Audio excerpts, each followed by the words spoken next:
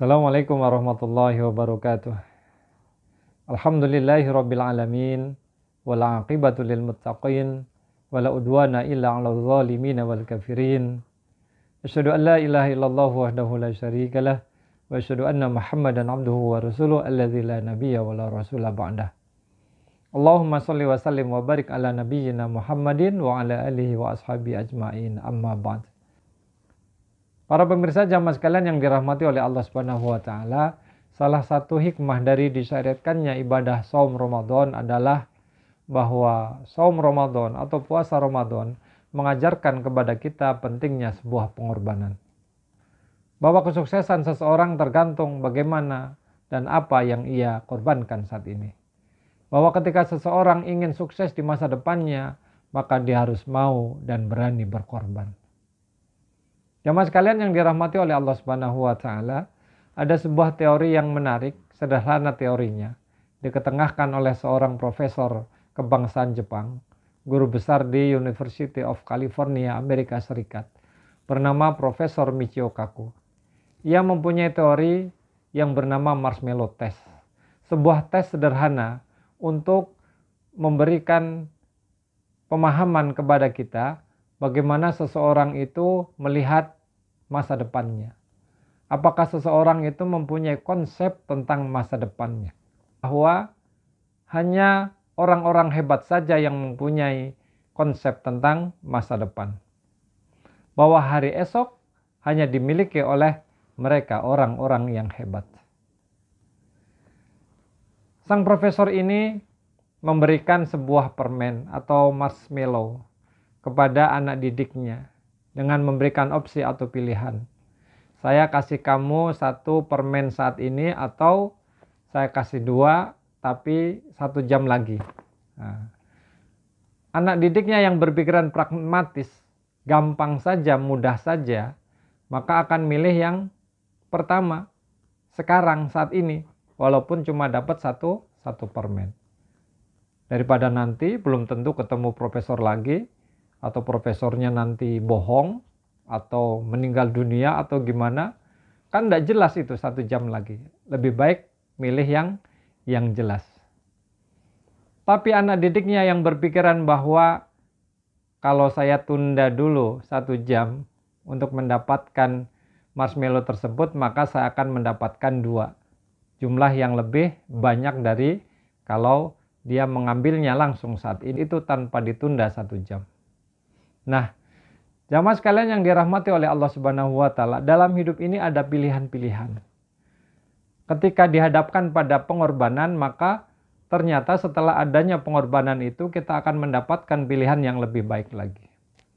Kalau saya beri pilihan misalkan, Anda saya kasih uang 500.000 saat ini, atau 5 juta, tapi dengan syarat harus tuntas puasa 30 hari. Kemudian harus ditambah hafal surat Ar-Rahman misalkan. Pilih yang mana? 500 saat ini atau 5 juta tapi dengan pilihan puasanya full dan hafal surat Ar-Rahman. Mereka yang berpikiran gampang saja, pragmatis saja, maka 500.000 sajalah saat ini, enak. Daripada ditunda sampai sekian waktu yang lama, harus ngapalin surat Ar-Rahman lagi, kan susah, nggak gampang itu. Nah, dari pilihan-pilihan ini dapat diketahui bahwa seseorang itu mempunyai konsep masa depan atau tidak. Dan ternyata ketika dia mampu mengorbankan keinginannya, mengorbankan kesukaannya saat ini untuk menggapai sesuatu yang lebih hebat lagi, disitulah ada sebuah keberhasilan. Akan ia dapati kenikmatan yang tiada taranya ketika dia bisa mengorbankan sesuatu yang mungkin berharga. Seorang remaja yang dia bisa mengorbankan keinginannya untuk bermain berhura-hura bersama temannya, dan ia memilih untuk cari ilmu pengetahuan sebanyak-banyaknya, untuk menempa dirinya dengan berbagai macam keterampilan, maka dia akan dapati masa depan yang gemilang. Tapi seorang remaja yang dia misalkan tidak mau mengorbankan itu semua, terlarut dalam pergaulan bebas, punya harta berlimpah orang tuanya misalkan, sehingga dia terlena, maka apa yang terjadi? Masa depannya akan suram. Nah, jamaah sekalian yang dirahmati oleh Allah Subhanahu wa taala, orang yang beriman itu dihadapkan pada pilihan-pilihan. Dan ternyata orang yang beriman itu mengambil pilihan yang terbaik. Ketika seorang yang beriman dihadapkan pada pilihan menggapai dunia atau akhirat, maka dia akan pilih untuk menggapai kehidupan akhirat, karena walal akhiratu khairul laka minal ula, bahwa akhirat itu lebih baik daripada kehidupan di dunia. Berbeda dengan orang-orang kafir. Zuzzina lilladzina kafarul hayatud dunya. Mereka lebih memilih kehidupan dunia, memilih saat ini. Bahwa hidup itu ya saat ini, bukan di kemudian hari. Bahwa kehidupan itu ya apa yang sedang kita alami saat ini. Maka mereka tidak termotivasi untuk berderma, bersedekah, untuk menabung amal. Kenapa? Karena yang mereka pikirkan adalah saat ini, dan ini adalah kehidupan nyata bagi mereka. Sehingga Allah Subhanahu wa taala tegaskan, kami hiasi kehidupan dunia ini bagi mereka orang-orang kafir. Wa minan nasi may yaqulu rabbana atina fid dunya wa ma lahu fil akhirati min khalaq. Banyak manusia-manusia hanya ingin mendapati kehidupan dunia saja, maka ya tidak akan memperoleh sedikit pun dari kenikmatan akhirat. Wa minhum may yaqulu rabbana atina fid dunya hasanah wa fil akhirati hasanah wa qina adzabannar. Tetapi di antara mereka ada yang memilih untuk menggapai kehidupan dunia dan menggapai kehidupan akhirat. Ulaika lahum nasibum mimma kasabu, dan mereka adalah orang-orang yang akan memperoleh balasan yang terbaik dari setiap usaha yang mereka lakukan. Wallahu sari'ul hisab, dan Allah sangat cepat hisabnya. Jamaah sekalian yang dirahmati oleh Allah Subhanahu wa taala, berbicara tentang pengorbanan. Allah Subhanahu wa taala berfirman, "Am hasibtum an tadkhulul jannah walamma ya'lamillahu alladhina jahadu minkum wa ya'lamas sabirin." Apakah dengan mudahnya, dengan gampangnya kalian akan mengatakan, "Oh, saya pasti masuk surga." Walamma ya'lamillahu alladhina jahadu minkum wa ya'lamas sabirin. Belum ketahuan di antara kita siapa yang betul-betul berjuang untuk wa ya'lamas sabirin, dan mereka-mereka yang bersabar. Jamaah sekalian yang dirahmati oleh Allah Subhanahu wa taala, maka hakikat kehidupan ini adalah sebuah pengorbanan. Betapa seorang istri itu berkorban untuk berusaha semaksimal mungkin menjadi istri yang terbaik bagi suaminya, menjadi ibu yang terbaik buat anak-anaknya. Ketika dia memosisikan diri menjadi istri yang tunduk, taat, patuh kepada suaminya, maka dia akan memperoleh surga. Ketika dia memosisikan dirinya sebagai seorang ibu yang bersabar, mendidik, memelihara, mengasuh anak-anaknya, maka dia akan dapati anak-anaknya kelak menjadi anak-anak yang soleh dan solehah dan berhasil. Jamaah sekalian yang dirahmati oleh Allah Subhanahu wa taala, inilah salah satu hikmah dari ibadah puasa, bahwa puasa itu mengajarkan kepada kita semua pentingnya sebuah pengorbanan. Allah Subhanahu wa taala mendidik kita dengan puasa bahwa kita harus berani berkurban, menahan sejenak dari makan, minum, dari berhubungan suami istri. Kita akan merasakan sesuatu yang luar biasa nikmatnya. Orang yang berpuasa mempunyai dua kenikmatan. Yang pertama, nikmat ketika berpuasa. Yang kedua, nikmat ketika bertemu dengan Rabb-Nya. Jamaah sekalian yang dirahmati oleh Allah Subhanahu wa taala, kenapa puasa bisa mengantarkan seseorang kepada gerbang kesuksesan? Tentunya karena ini adalah janji Allah Subhanahu wa taala. Allah berfirman, la'allakum tattaqun, dengan ibadah puasa yang kita jalankan akan menjadikan kita orang yang bertakwa. Nah, terminologi takwa di dalam Al-Quran mengarah atau mengacu kepada mereka-mereka yang mempunyai kesuksesan dalam kehidupan. Allah berfirman, innalil muttaqina mafaza, sesungguhnya bagi orang yang bertakwa itu mafaza, kesuksesan, kebahagiaan, kejayaan.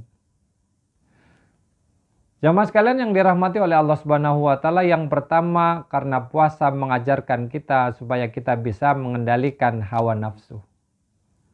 Manusia seringkali terpuruk, bahkan berperilaku lebih buruk daripada binatang ketika apa? Ketika tidak mampu mengendalikan hawa nafsunya. Hawa nafsu amarah, hawa nafsu perut, hawa nafsu di bawah perut. Nah, dengan puasa Allah Subhanahu wa taala mengajarkan betapa kita harus mampu mengendalikan hawa nafsu kita. Bahwa Allah Subhanahu wa taala tidak menginginkan kita membuang nafsu kita sejauh-jauhnya. Yang Allah inginkan adalah bahwa kita bisa mengelola nafsu untuk menggapai kemuliaan dan ridho Allah Subhanahu wa taala.